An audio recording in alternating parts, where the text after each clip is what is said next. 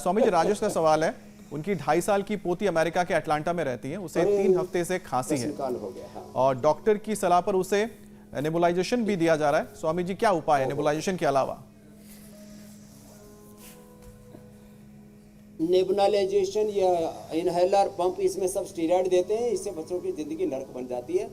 कंठामृत दें, लवंगादि खदरादि दें, और राजेश के साथ साथ पूरी दुनिया में किसी को भी खांसी हो रही है, ये पॉइंट दबा लें और गले के ऊपर थोड़ा सा सरसों के तेल से या तिल के तेल से या गाय के घी को गर्म करके उससे मसाज कर लें।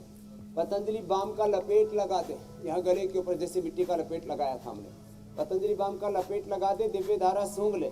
स्वासारी क्वाथ या स्वासारी प्रवाही, स्वासारी वटी या स्वासारी गोल्ड को तो 1 से 2 छोटे बच्चे को, एक बड़े को 2 कैप्सूल शहद में चटवा दे, तुरंत खांसी ठीक हो जाती है, निमोनिया तक ठीक हो जाता है। और इससे तो जो है ऑर्गेनिक फार्मिंग करेंगे तो सिर्फ आपकी ही सेहत ही नहीं बल्कि आपके पैसों की सेहत भी अच्छी रहेगी। ऑर्गेनिक फार्मिंग सीखनी है तो फ्रीडम ऐप को अभी डाउनलोड करो।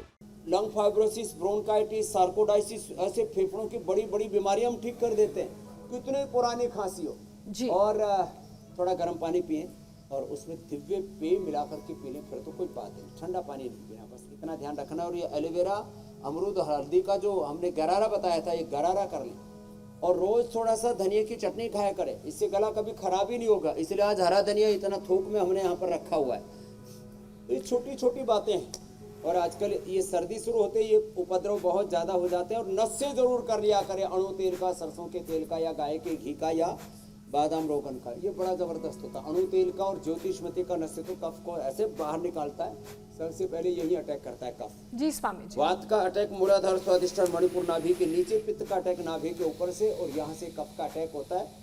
तीनों को प्रोटेक्ट करने के लिए भस्त्रिका, कपालभाति, अनुलोम विलोम जरूर करें। अगला प्रश्न आप ले लो। स्वामी जी, अगला सवाल अपूर्व का है। उनकी उम्र 25 साल है, उनको डेंगू हुआ था, जिसके बाद से शरीर में कमजोरी की वो शिकायत कर रहे हैं और शरीर में दाने निकल गए, सीने में दर्द है, सांस फूल रही है, तो ये सारी तकलीफें इनकी कैसे दूर होंगी, क्या करें? तो देखो, अपूर्व से लेकर के जिनको भी शरीर के बाद दाने निकलते हैं, चेस्ट पेन होता है, सांस फूलता है या किसी को जोड़ों में दर्द होता है, तो सभी के सभी एक तो गिलोय लिया, गिलोय का काढ़ा या गिलोय की वटी ले। शरीर पे दाने जैसे हो जाते हैं तो एलोवेरा ये जो है ये लगा लिया करें।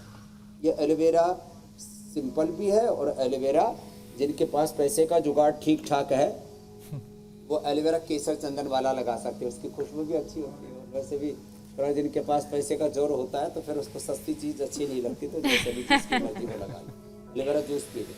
और ये जो दाने होते हैं ना, गोधन अर्क और उसके नीम घनवटी के साथ ले लें या सोरोग्रिट ले लें, तो पूरे दाने आदि सब पूरे अच्छे हो जाते हैं। छोटी छोटी बातें। ऑर्गेनिक फार्मिंग करेंगे तो सिर्फ आपकी ही सेहत ही नहीं बल्कि आपके पैसों की सेहत भी अच्छी रहेगी।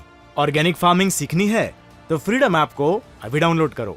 कपालभाति जरूर करें, नमक मीठा थोड़ा कम कर दें तो अपूर्व का ये 3 से 7 दिन में, एक बहन का 20 साल की खुजली हमने 3 दिन में ठीक कर दी, आज ही की बात है। तो ये सब रोज जो हम बताते हैं छोटे छोटे उपाय, इसको घरों में आजमाएं और रोगों से मुक्ति पाएं। अगला